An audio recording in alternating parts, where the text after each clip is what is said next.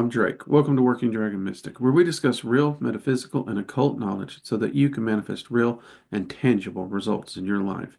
This week, we're going to be continuing our series on the Goetia with the 39th spirit of the Goetia Malphas. All right. Now, as you all know, we are doing these in order. So if you have a spirit you're looking for, just know we are going to do these in order. I am going to start them coming out more regularly again. I apologize for the delay. Um, and here we go. Let's get into this. Okay, so first off, the appearance in the Goetia. Originally in the Goetia, the appearance was stated to appeareth as a crow, then will take the shape of a human at the request of the mage. So it's said to look like a crow. Um, I have often worked with this spirit, and every time I have, I think only a handful of times really, it's actually showed up looking like a crow. And in all honesty, I was able to converse with the crow, which I actually kind of thought was kind of fun. The other times I've worked with it, it showed up as an individual, did kind of have a beakish looking nose kind of thing happening there, which was kind of neat.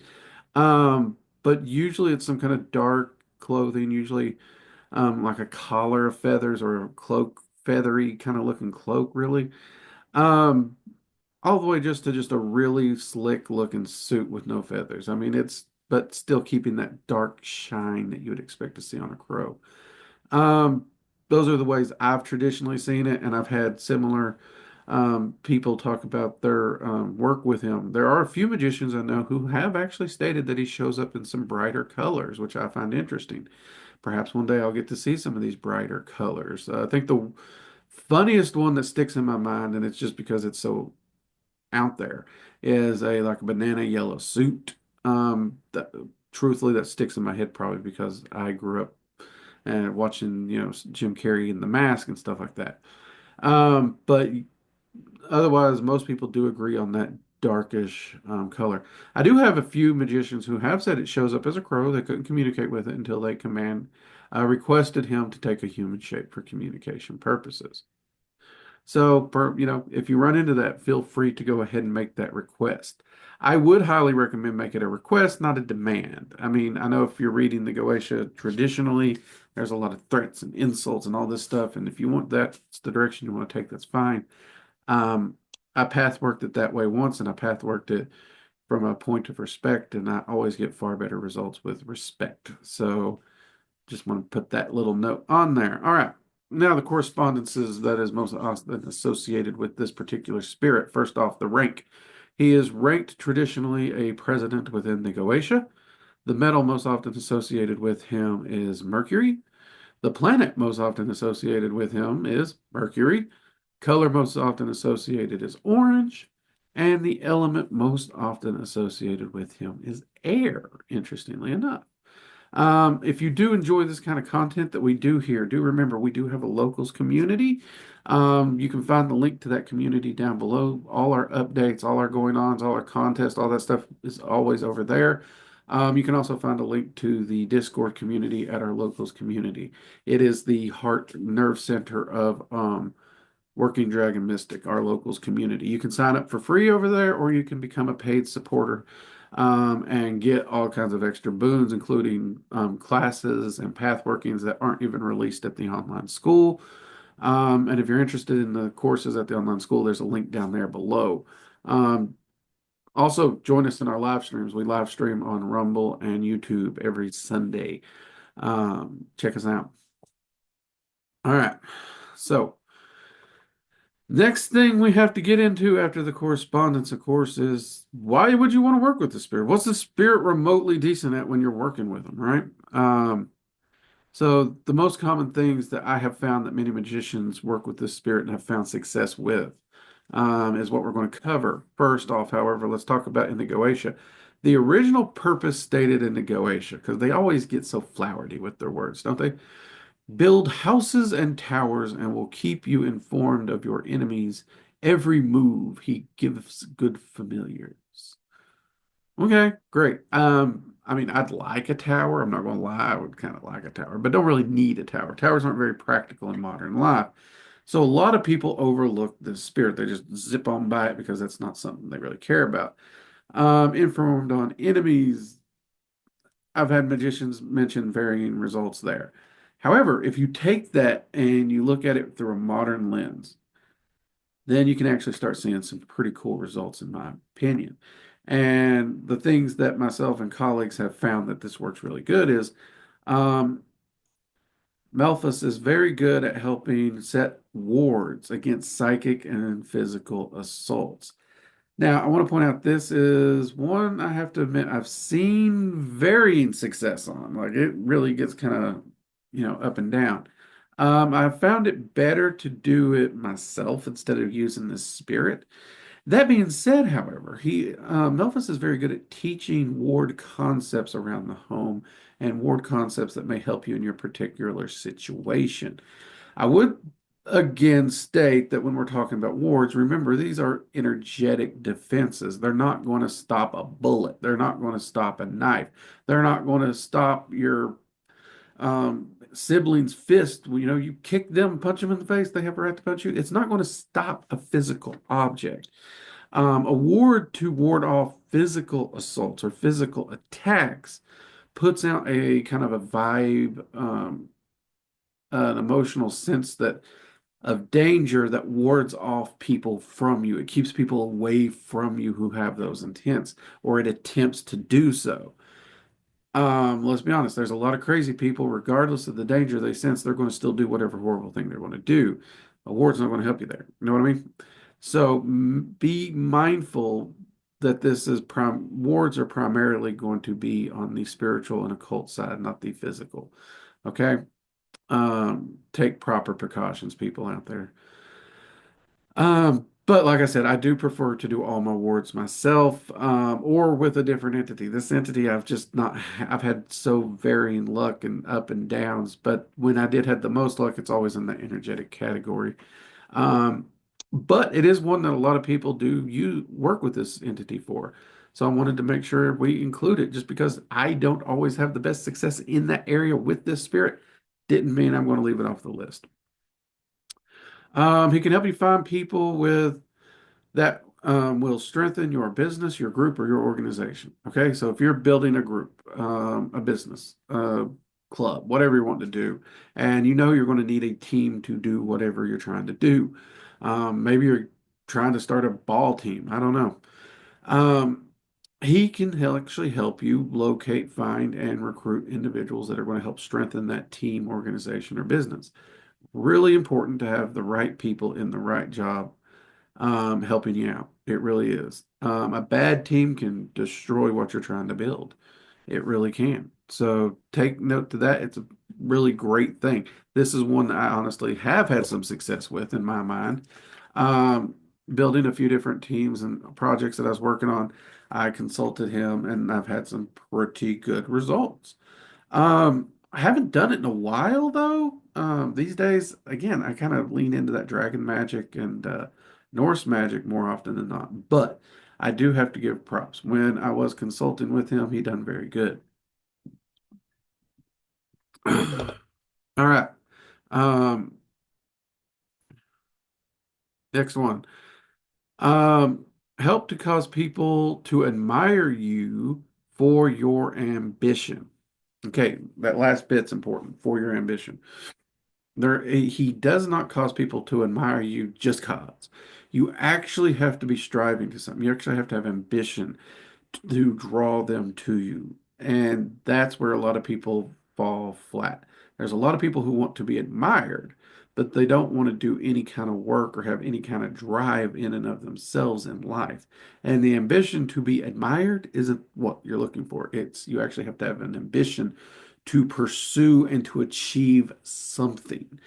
And if you have that drive and you have that desire, this entity is fantastic at helping draw those people in as admirers. And when we say admire, I should also point out you shouldn't consider this as a swooning fans kind of concept. We could use admire to say to respect, to believe in what you're doing, to um, care about the project. They may become future clients of the project. They may become part of the team of what's building that project. There's a lot of things that can take shape of, and it's not going to be just the swooning, oh, I love this person and their work. Just so you know. Okay. Um, the next one is cause your competitors to lose focus and drive to carry on with their projects. Business world, sports teams, whatever it may be, you're going to have a competitor. There's always competition in life. So having your competition lose their focus and drive to continue striving to do better makes you do better or seem to do better because you're carrying on keeping a steady pace. I've heard a few people use this one. I've used this for clients.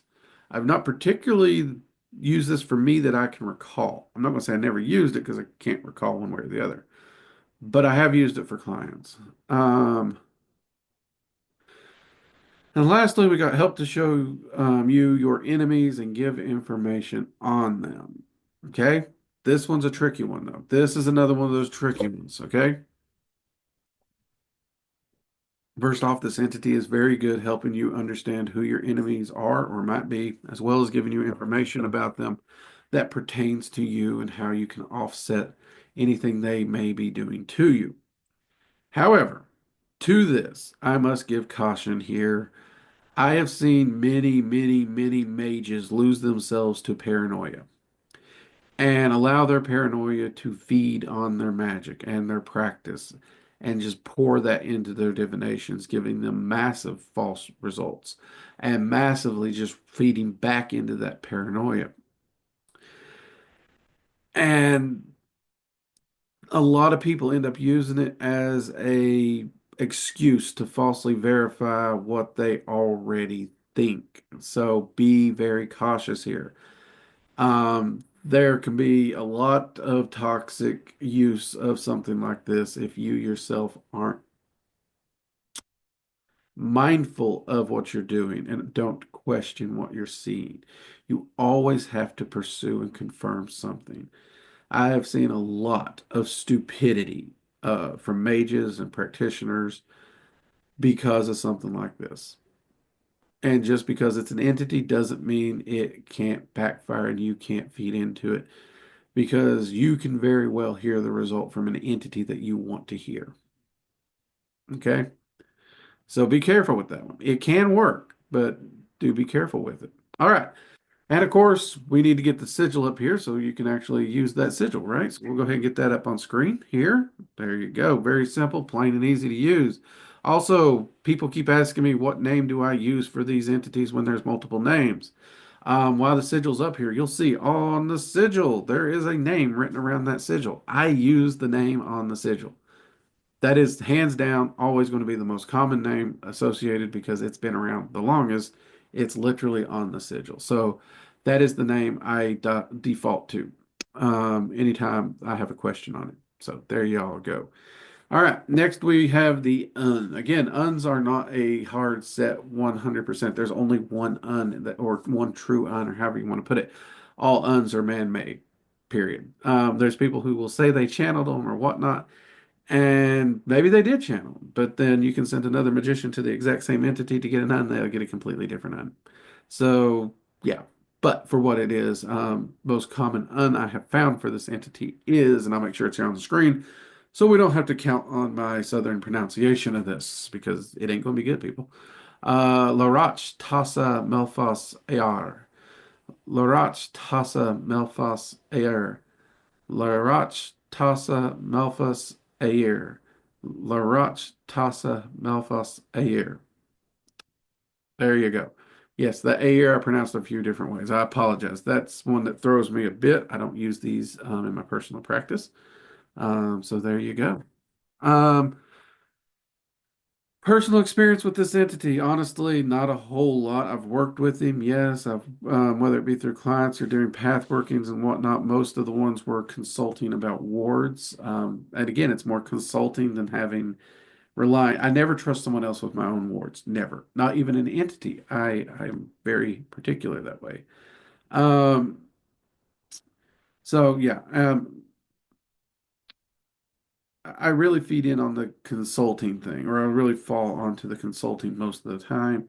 I have worked with him about building teams and stuff for different things I was doing, and I gotta admit, other than one time, I feel he's really came through. That one time was, whew, that was bad though. I'll remember that one. Um, though there was an argument that one person made that the outburst, the problems that that one person made actually strengthened everyone else on the team. So technically speaking, even though they were a complete problem, they did actually end up strengthening the team. And that's you got to consider that too. That is a possible road that the people that an entity could take to strengthen and build your team. I hadn't personally thought about it, but when another magician was talking to me and pointed that out, and I looked at it and looked at all my team members, and hands down, everyone came out of that better than they were before. I still would have rather not had to deal with that jackass. Just personally speaking. That's really the main two I have. So hopefully you've enjoyed this video. We got more of them coming. If you did enjoy this video or you enjoy occult content and practical magic for life, be sure to hit the thumbs up, give us a like, and hit that subscribe button and turn on notifications so you're notified anytime we release a new video or we go live. Again, we do live streams on Sunday and we release videos here and on Rumble. And reminder to check us out over on Locals. All right, all links are below. And until next time, everybody, take care. Goodbye.